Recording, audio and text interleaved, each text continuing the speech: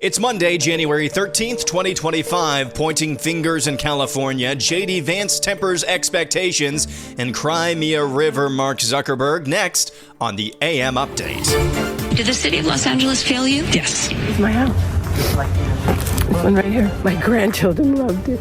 My son and my daughter-in-law, my family. We hosted Christmas Eve and Christmas Day here. If Newsom was a Republican, you guys would you would have him nailed to the wall. I demand that I need to be made Pope of Greenland. I wish Joe Biden all the best, but the fact is he has left us dumpster fire. I think it's ridiculous that they're not telling you about what's going on with the drones. These people from the Biden administration would call up our team and scream at them. Firefighters are entering a critical stage of their six-day battle against deadly Los Angeles wildfires. Crews report progress across the county, but dangerous Santa Ana wind conditions threaten to return early this week. The coastal Palisades fire is at least 11% contained, but has moved inland towards Brentwood and other communities near the Getty Center and UCLA. More than 150,000 residents remain under evacuation orders as the Eaton fire and the Altadena and other blazes continue to burn. Officials have confirmed at least 16 deaths, but say it's not yet safe to assess the true total. Total damage from the Los Angeles fires is estimated to reach at least $150 billion. AccuWeather has increased their estimate from the damage and economic loss, saying the total damage is expected to be $135 to $150 billion. The estimate was a sharp increase from their previous estimate of $57 billion. Here is the fire chief of Los Angeles. This is Kristen Crowley being asked by Fox 11 in L.A. whether or not she's received what she's needed from the city. Period. Did the city of Los Angeles fail you and your department and our city? It's my job to stand up as a chief and exactly say justifiably what the fire department needs to operate to meet the demands of the community. Did they fail you? That is our job, and I tell you, that's why I'm here. So let's get us what we need so our firefighters can do their jobs. Did they fail you? Yes. That is Kristen Crowley, Los Angeles Fire Department chief, saying that the city of Los Angeles failed them in their preparedness for this fire. There was conflicting reports over the weekend whether Los Angeles Mayor Karen Bass actually fired that fire chief. After those comments, the office of Karen Bass said that is a lie. Here's California Governor Gavin Newsom pointing the finger at local authorities. I want to know the answers. So I'm the governor of California. I want to know the answer. I've got that question. I can't tell you about how many people, what happened. My own team saying what happened, and I want to get the answers. And I'll be candid with you, I wasn't getting straight answers. Yeah. I watched the press conference. I met with some of those leaders. We had my team start talking to local leaders, saying what's going on. Our state. And you weren't getting straight answers from. I was getting different answers. When you start getting different answers, then I'm not getting the actual story, and they're assessing it, and I get that as well. You have to have a little bit of grace. Back to the point, we're in this emergency environment and everything else. So I just want to determine the facts, but no one has any patience anymore in this weaponized. Back to the grievance of Trump, everyone else. There's immediacy, and lies travel the proverbial world, and it's hard to get the facts out there unless you have backing of those facts and you can communicate them soberly. And so that's what we're trying to achieve as relates to this. But I have 10 other things we're doing concurrently as well. I mean, across the board on recovery, disaster assistance, getting the major disaster declaration. It may be the first one in U.S. history over a text with the White House within literally 36 hours. To get 100% reimbursement for folks out here. So that is California Governor Gavin Newsom from Crooked Media on one of their podcasts, laying the blame at local leaders and also mentioning there, that's news as well, the federal government has now promised 100% reimbursement for everyone impacted by these fires in Los Angeles County. That's not the same story, apparently, for the folks in Western North Carolina who are still rebuilding, but it's neither here nor there. At a meeting of Republican governors at Mar-a-Lago in Florida Governor Ron DeSantis dealt deftly with a very hostile line of questioning from the media. It's appropriate for the president-elect or a president to be criticizing. Is it appropriate for people in your industry to try to create division and to try to create narratives anytime these things happen? Now, you're not as interested in doing that because Newsom is a D. If Newsom was a Republican, you guys would you would have him nailed to the wall for what they're doing over there. And I know we've dealt with it. We just assume in Florida, anytime something happens, it's going to be politicized by the media. So you guys sitting in judgment of Donald Trump, I mean, excuse me, I think your track record of politicizing these things is very, very bad. Of course, the human toll of what's happened in Los Angeles County should not be lost amidst the justified political wrangling and accountability that should be happening now for leaders in California who failed to prepare their state for a disaster like this. This is Fran. She lost her home in the fires, and it's just heartbreaking. A reminder, livelihoods and homes, which are very important things, were lost as well. Listen to here. This is your house? This is my house. This one right here. We moved in 26 years ago.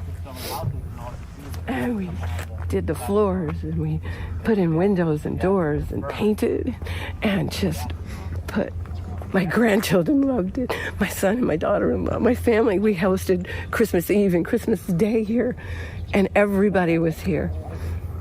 My little house that I loved. My husband just had his 4th cancer surgery. I poured everything into it. My nephew. I'm so sorry. I know. I really am. I don't even know what to say. It's okay. I don't even know what I'm doing. I'm just. We haven't been sleeping. We haven't slept. We're staying at a hotel. We have nowhere to go. We don't know what we're doing. Just absolutely heartbreaking sounds there from Fran. That is Fran and her husband, Bobby, who lost their entire home that they had been in for 26 years.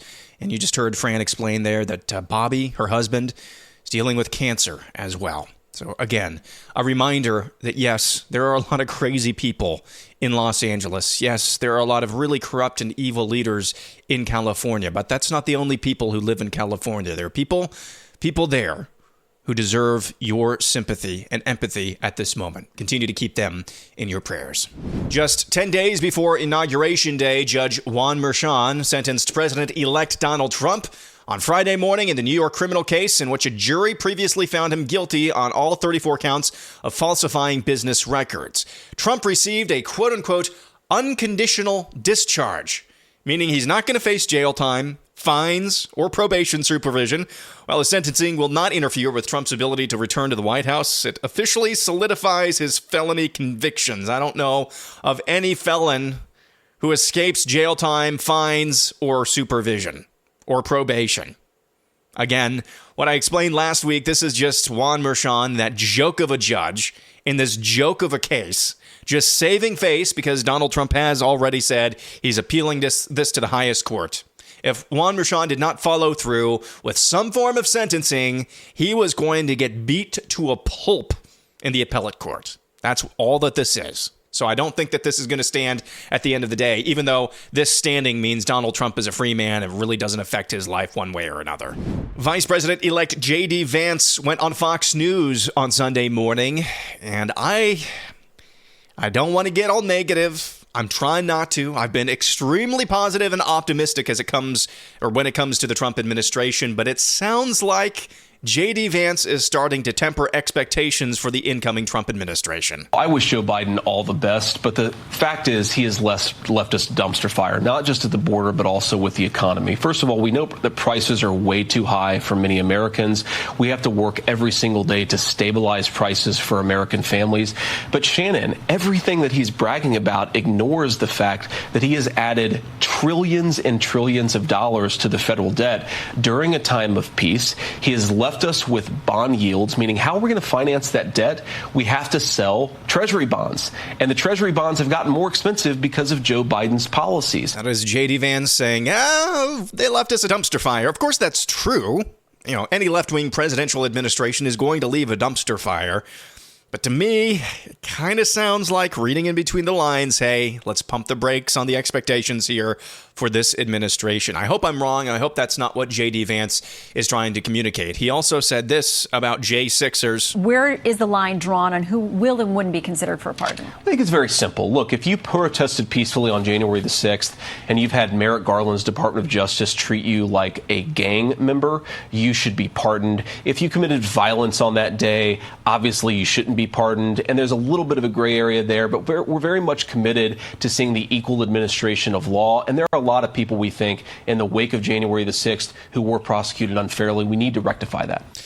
So it's good that they are committing once and for all to pardoning J6ers, nonviolent J6ers. I happen to think that every single J6er, violent or not, should be pardoned. I mean, Joe Biden pardoned his darn son. Pardoning means nothing now. It's been cheapened, so might as well just get everybody out. Coming up next, who's going to be the Pope of Greenland? Donald Trump says he's going to put together a report on drones, and TikTok plays hardball. That's coming up next. So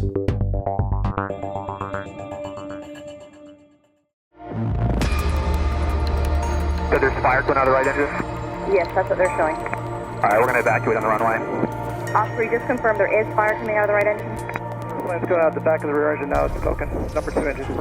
That is air traffic control at Atlanta Hartsfield-Jackson International Airport, where late last week a Delta Airlines jet with more than 200 people on board was evacuated on the tarmac after an engine issue prompted an aborted takeoff that left 4 people injured. A photo from passenger Curtis James showed slides deployed as people walked away from the Boeing 757 on the tarmac of Hartsfield-Jackson on an unusually snowy morning. Airline and airport officials did not immediately say whether the engine problem was because of a fire. The aircraft aborted takeoff at 9:10 a.m. on Friday morning. The airport said, quote, 4 passengers are reporting minor injuries. 1 was transported. The remaining 3 were treated on scene. Flight tracking data shows the aircraft was traveling at a speed of about 100 miles per hour when the pilots aborted. Back in Washington, John Fetterman, senator from Pennsylvania, we talked about him a little bit last week. He's visiting Mar-a-Lago. The contents of what that visit includes, well, we don't know, but he gave us a clue. There's some news. We hear that you're going to be heading down to Mar-a-Lago. Yeah, I've heard that. Yes, I've heard that, yeah. What will you be discussing with the president? Well, yeah, I demand that I need to be made Pope of Greenland. Do you have the resume to be Pope? I'm having a conversation like he's the president, he's going to be. So he demands to be the Pope of Greenland. I don't know where he gets this stuff. What even is the Pope of Greenland? I mean, are you leading the polar bears in their faith or something like that? Oh, John Fetterman again. I don't trust him as far as I can throw him, and I'm not weak, but that is a big dude, and I can't throw him very far at all. But he does have a pretty good sense of humor. Also, late last week, Donald Trump was asked about those mysterious drones that dominated headlines late in the year last year. And he says he's going to get to the bottom of it and release a report. Sitting right beside him, this was at the aforementioned meeting of Republican governors at Mar-a-Lago, is Virginia Governor Glenn Youngkin. Check out what both of them have to say. A story that kind of disappeared very suddenly. Do you have any idea whatever happened to the drones? What happened to drones? Well, you said that you thought the government knew what was happening with these drones over New Jersey. There were some by Bedminster. I don't know. They're over Bedminster a lot, so I can imagine. I'm going to give you a report on drones about 1 day into the administration, because I think it's ridiculous that they're not telling you about what's going on with the drones. And it's not only with me. Glenn was telling me today that in Virginia they have drones all over the place too, and nobody's reporting it. I don't know why they're not. Do you want to say something about that? Just one quick comment, which is we are home to the largest naval base in the world in Quantico, and we house a lot of the SEAL teams and have a huge national security infrastructure. And now for 2 years running, we have had drone incursion over secure airspace, and we still don't know why. And I think that's absolutely unacceptable. And I think President Trump and the new leadership coming in, I think, will work diligently to understand who's behind this and what we do in order to stop the digital surveillance of all of our secure infrastructure. Glenn Youngkin is absolutely right on the money there. This is unacceptable. How is this going on for 2 years, Glenn Youngkin says? How does this happen for 2 years and nobody knows a darn thing about these drones? And he's absolutely right. Think in Virginia, all of the naval Air Force bases, Quantico, he just mentioned there as well. And we don't know where these drones are coming from, who's operating them. That is the definition of unacceptable. Well, it might be real this time. TikTok might be going away forever. In one of the most important cases of the social media age of free speech and national security, they all collided at the Supreme Court on Friday in arguments over the fate of TikTok. That's the wildly popular digital platform that roughly half the people in the United States use for entertainment and information. TikTok could shut down the social media site in the United States by January 19th unless the Supreme Court strikes down or otherwise delays the effective date of a law aimed at forcing TikTok sales by its Chinese parent company company ByteDance. Of course, this all stems from a law that was passed by Congress and signed by Joe Biden that forces the closure of TikTok if it's not sold to an American parent company. TikTok said in a legal filing back on December 9th, quote, absent relief, the act will take effect on January 19th, 2025. That would shut down TikTok, one of the nation's most popular speech platforms, for its more than 170 million domestic monthly users on the eve of a presidential inauguration. Working on a tight deadline, the Supreme Court justices also have before them a plea from President-elect Donald Trump, who has dropped his earlier support for a ban, to give him and his new administration time to reach a quote-unquote political resolution and avoid deciding the case. It's unclear if the court will take the president-elect's views into account. TikTok and China-based ByteDance, as well as content creators and users, argue the law is a dramatic violation of the Constitution's free speech guarantee. Now, TikTok has several pathways to avoid a ban outside of Supreme Court intervention. Trump could take action once he's in office and ask the Justice Department not to enforce the law or prosecute tech companies like Apple and Google who host TikTok on their app stores. Trump also has the authority to issue a 90-day delay of the law after January 19th, though he'd have to certify to Congress that, quote, evidence of significant progress towards a divestiture had taken place. TikTok, of course, won't disappear from Americans' phones on January 19th if the law takes effect. However, users would not be able to update the app, and those who don't already have it would not be able to download it. The Biden administration, defending the law that President Joe Biden signed in April after it was approved by bipartisan majorities in Congress, contends that, quote, no one can seriously dispute that China's control of TikTok through ByteDance represents a grave threat to national security. I'm not really sure where I stand on this anymore, but I do think there is one tell here. Chinese ByteDance, they have not indicated that they are willing to sell. They are more willing to go down on this sinking ship than to sell it. That is a tell in my book. That tells me that they know what they're doing here, that this actually is some sort of a spy app, that they would rather go down with the sinking ship than sell it to an American company. So, again, a story to keep an eye on. It sounds like if I had to guess, because President Trump, or President-elect Trump now, he has support, or he's supporting TikTok now. He likes it now. So he can just ask the Justice Department, as I just said, he can ask them not to enforce this law, and that would be that. Of course, technically, TikTok would still be illegal. But again, there's other ways around this. So I don't think it's going away anytime soon. But again, it's kind of a tenuous situation nonetheless. All right, coming up next, Mark Zuckerberg and Meta, that's Facebook and Instagram, are ending their DEI programs. Mark Zuckerberg had some longer thoughts on the Joe Rogan experience and why he can cry me a river. That's coming up next.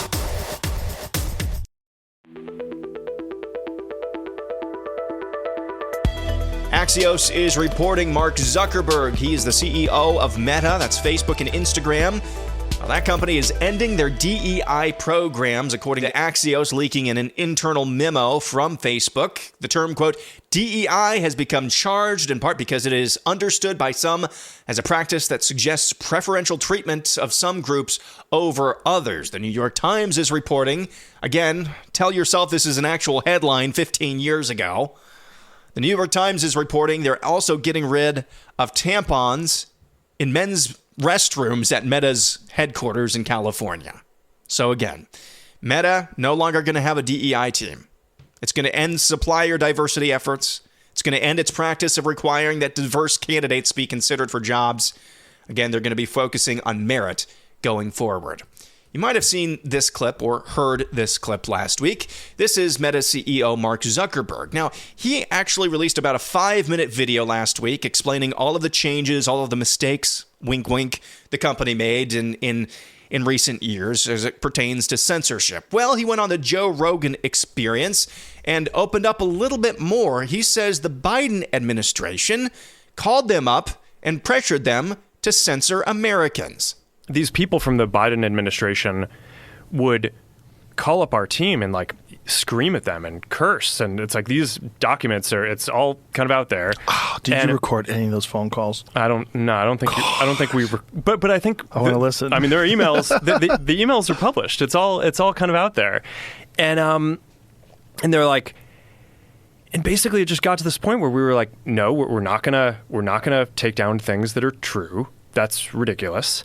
They wanted us to take down this meme of Leonardo DiCaprio looking at a TV talking about how 10 years from now or something, you're going to see an ad that says, okay, if you took a COVID vaccine, you're eligible for, for this kind of payment, like this sort of like class action lawsuit type meme.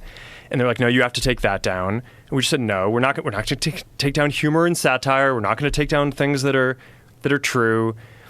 And then at some point, I guess, I don't know, it flipped a bit. I mean, Biden, when he gave some statement at some point, I don't know if it was a press conference or to some journalists, where he basically was like, these guys are killing people. And I don't know, then like all these different agencies and branches of government basically just like started investigating, coming after our company. It was brutal. Zuckerberg also had these comments, and he says corporate America has become too feminized. For me, it's just, I think a lot of the corporate world is like pretty culturally neutered. And I just think like having, I grew up, I have 3 sisters, no brothers.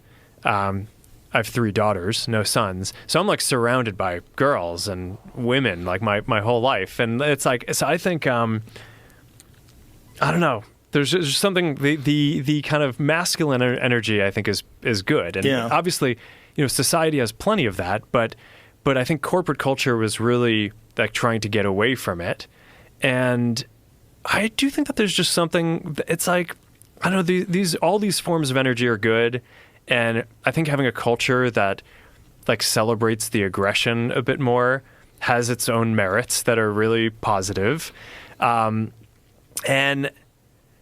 that has been a kind of a positive experience for me.